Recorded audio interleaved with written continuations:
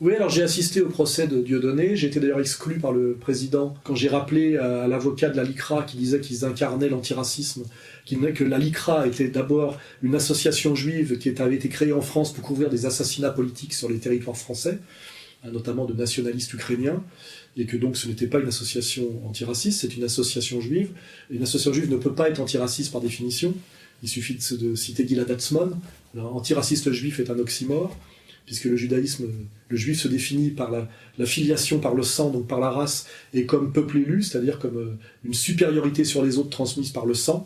Donc le judaïsme est intrinsèquement racial et raciste, et donc un juif qui se revendique comme juif ne peut pas être un antiraciste, et la LICRA donc n'est pas une association antiraciste, elle usurpe ce terme. En réalité c'est une association juive de manipulation et de diabolisation par le baratin de l'antiracisme institutionnel, qui est totalement une inversion de sens. Donc j'avais rappelé ça. On peut rappeler aussi d'ailleurs que la plupart des députés de gauche qui ont rallié Pétain en lui votant les pleins pouvoirs étaient issus de la SFIO et membres de la LICA dans les années 30. Là je cite Simon Epstein pour montrer qu'il y a des agacements qui peuvent produire à certains moments à des retournements. Voilà. Ça nous ramène d'ailleurs à Dieudonné, qui fait partie de ces agacés retournés, manipulés par l'antiracisme institutionnel et qui ont compris qui étaient les vrais racistes et qui étaient les plus racistes, en comparant le sort qui lui a été réservé par le Front National et Jean-Marie Le Pen et le sort qui lui a été réservé par ses anciens mentors de l'antiracisme institutionnel. J'ai assisté au procès de Dieudonné jusqu'à ce que je me sois fait sortir de la 17e chambre par un gendarme sur l'ordre du juge. Et d'ailleurs, ce gendarme, pour s'excuser d'avoir été obligé de me sortir, m'a offert le soir même à la main d'or son maillot de gendarme que je portais dans la dernière vidéo. C'est pour ça que je porte souvent des t-shirts, des maillots de ce qu'on appelle les corps constitués français qui ont à voir avec la sécurité et le maintien de l'ordre, car ce sont des gens qui me les offrent pour me dire que malgré, comment dirais-je, leur obligation de silence et d'obéissance, ils ont compris la domination et ils sont avec nous. Ce qui est important parce qu'une révolution ne peut fonctionner que quand à un moment donné la police et l'armée rejoignent les manifestants. Donc c'était très important de voir quel est l'état d'esprit général des corps constitués en France aujourd'hui par rapport à leurs élites illégitimes, et de voir qu'ils les ont identifiés. Ce n'est pas pour rien que je porte régulièrement, comme je le portais tout à l'heure, que je le porte là-dessous, je le remontre, des maillots qui effectivement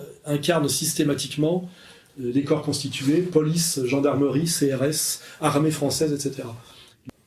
Donc pour revenir au sujet, quand l'avocat de Dieudonné, qui est, je crois, le bâtonnier d'une région de France, j'ai oublié, d'Aurillac. Voilà, je crois que c'est le bâtonnier d'Aurillac. Il a osé dire à un moment donné, vous accusez Dieudonné de dire que les Juifs sont les plus grands escrocs de la planète. Et il a dit, ce n'est pas une diffamation, c'est démontré. Regardez sur Internet, la liste des plus gros escrocs sont des Juifs. Et là, les deux avocats de la LICRA et de SOS Racisme, je crois, sont montés sur leurs chevaux et ont dit, nous ne pouvons pas rester, ils avaient porté la même robe que ce monsieur, et ils ont enlevé leur robe d'avocat, ils sont sortis du prétoire. Donc ils ont fait effectivement du cirque, mais ils n'ont pas répondu sur le fond. Or, pour donner du courage, parce que Dieudonné va avoir son procès en appel, je dis bien à Dieudonné, à son avocat, de maintenir cette ligne. Les plus gros escrocs de la planète sont bien des juifs, ce qui n'engage pas la communauté juive dans son entier. On ne confond jamais la mafia sicilienne et les Siciliens, la mafia italienne et les Italiens, donc il n'y a pas de raison de confondre la mafia juive et les juifs en général, mais les plus gros escrocs de la planète sont juifs, et notamment pour la France, nous allons mettre le doigt là, maintenant, sur la plus grosse escroquerie qui ait jamais existé en France en termes de masse d'argent, qui est l'escroquerie à la taxe carbone. C'est une arnaque invisible, certains diraient géniale, qui a coûté 5 milliards d'euros aux États de l'Union européenne.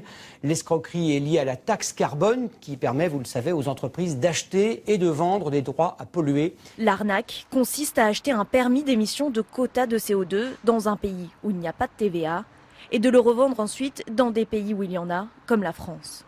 L'escroc perçoit alors le montant de la TVA sans jamais le reverser à l'État.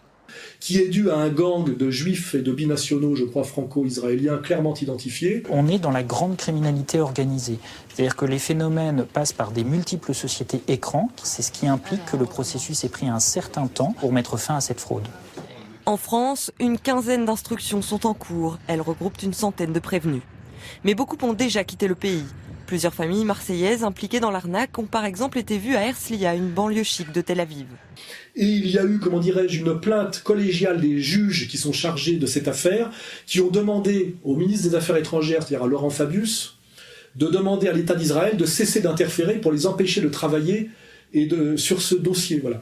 Donc il est bien établi que les Juifs sont les plus gros escrocs de la planète, que des Juifs sont les plus gros escrocs de la planète, que les plus gros escrocs qui ont monté la plus grosse escroquerie qui a jamais existé en France sont également des Juifs, c'est l'escroquerie à la taxe carbone, et qu'aujourd'hui les juges, les mêmes juges qui me condamnent moi ou qui condamnent Dieudonné, collégialement en appellent, comment dirais-je, à l'aide et au soutien du ministère des Affaires étrangères françaises pour pouvoir faire leur travail de juge, car ils en sont empêchés pour essayer de faire d'amener devant les tribunaux et de faire condamner ces escrocs juifs à la taxe carbone qui ont détourné par cette escroquerie des milliards et des milliards d'euros. On parle de nouveau casse du siècle.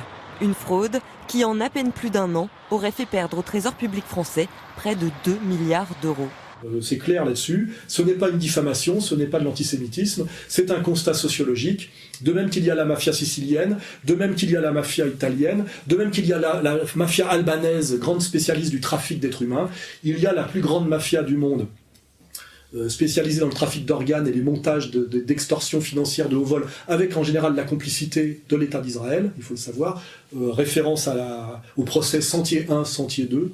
L'affaire portait, je vous le rappelle, sur un réseau d'escroquerie à base de traites fictives. Il était question de 84 millions d'euros, 550 millions de francs détournés. 36 prévenus sont relaxés, dont quelques-uns avaient fait de la prison préventive. 88 condamnations, de 7 mois avec sursis à 7 ans ferme, mais surtout 82 personnes qui doivent rembourser solidairement 25 millions d'euros aux banques. Le procès Fleuve a mis en évidence une vaste carambouille de plusieurs centaines de millions de francs organisée entre plusieurs sociétés complices. Dans cette affaire, 12 personnes sont condamnées par contumace. Elles sont en fuite en Israël. Voilà. Les plus gros escrocs de la planète sont juifs. Voilà, c'est clair.